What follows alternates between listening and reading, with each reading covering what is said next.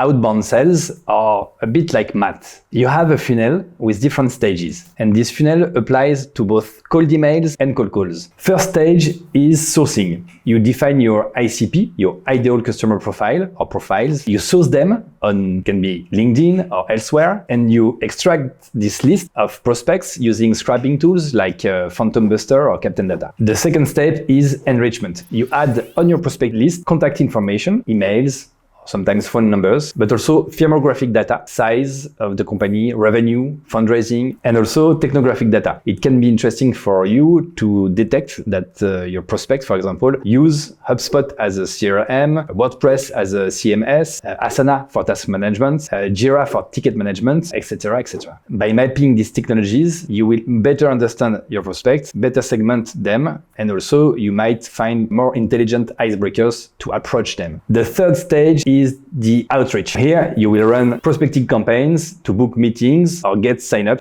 on your product. The fourth stage is demos, if you have to do demos to close your deals. And if it's not the case, you move to the fifth stage, which is the follow-up and the deal closing. Once you can model your funnel by predicting conversion rates at each stage, you know how to allocate your effort, your resources, to optimize revenue generation. Here is an example with standard figures. During the enrichment phase, you retain, let's say, 70% of leads because it's not always possible to find an email address. If you're looking for phone numbers, the enrichment rates might be around 15 to 20%. Then, in the outreach phase, only 5% of contacted people will actually book a meeting with you. After the demo phase, or can be also a short conversation through emails, 35% of the contacts end up purchasing the product. These rates are indicative, obviously, and vary greatly depending on your business. Now, let's say that a salesperson costs you 65K gross annually with all the taxes. If this person works 210 days a year, he or she needs to generate more than 300 euros per day to be profitable. Actually, 309 exactly. If you also know that an order brings you approximately 150 euros, then your salesperson needs to generate at least 3 orders per day to be profitable.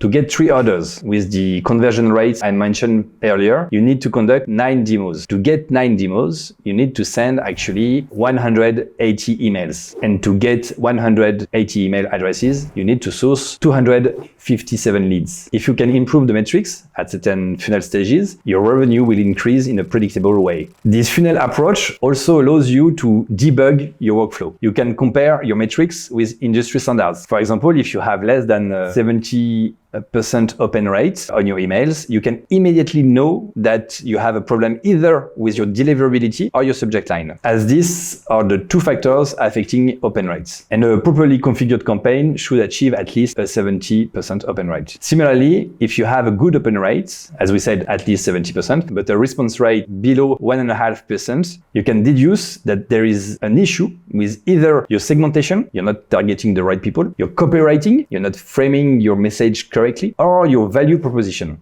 Your product is not appealing enough. You can then conduct tests to address these issues. And if the issue is on your value proposition, here obviously you will leave the domain of growth hacking, and it's more a question of company or corporate strategy. And in this case, you will need to consider pivoting. By the way, many entrepreneurs use cold emails to test their value proposition ideas even before building their product. That's it for today. Thank you very much for watching this video, and see you soon for more content about growth, marketing and sales.